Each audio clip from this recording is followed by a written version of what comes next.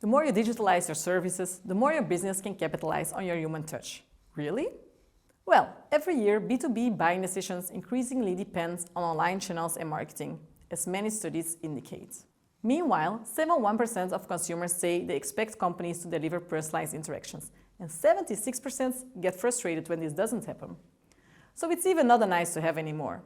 It has become a real must-have. The secret formula? Do it wisely and choose where it's an added value to personalize and where not. Adding a human touch and a thought of personalization requires an omni-channel approach. Let's give you some ways to use different kinds of channels in different steps of the customer journey. Chatbots. You hate them or you love them. And most of the time, you just hate it. And still a lot of companies are using it. You can use them to ask standard filtering questions like we had on phone menus before to save time for you and a customer. But afterwards, they expect to talk to a human being, especially when a chat has been used to convert leads like we do on the pricing pages, for example. We also have chat permanence, so everybody within the company will get in touch with potential customers. A second example, blog content. AI makes it easier to write more content within the same time frame. But is this all useful content and nice to read? Do you really inspire your audience? The best way is to use AI to structure your content, gathering the right info in a more efficient way, but always add real case examples, from talks with customers, from your own network, working environment, and even from friends and family. Video content. You can create videos with animation, with or without AI, but make sure you also show real people, like I'm doing here.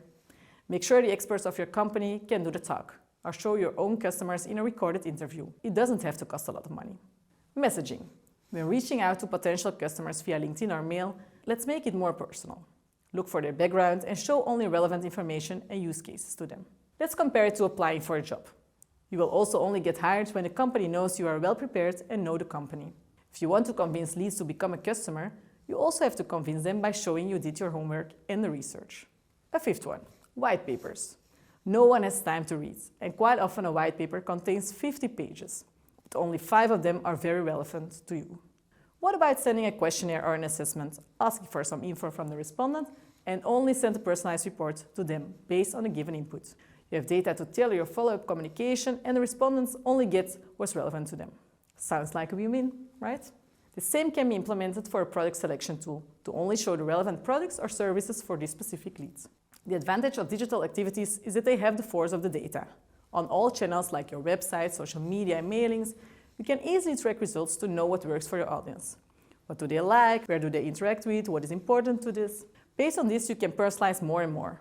So it's worth to make this part of your marketing plan, as adding the human touch will have a positive impact on the connection with your customers, brand reputation, the effectiveness of targeting your ideal customer, conversion and conversion time, customer loyalty, return on marketing investment, and therefore also on the generated revenue. So, where are you waiting for?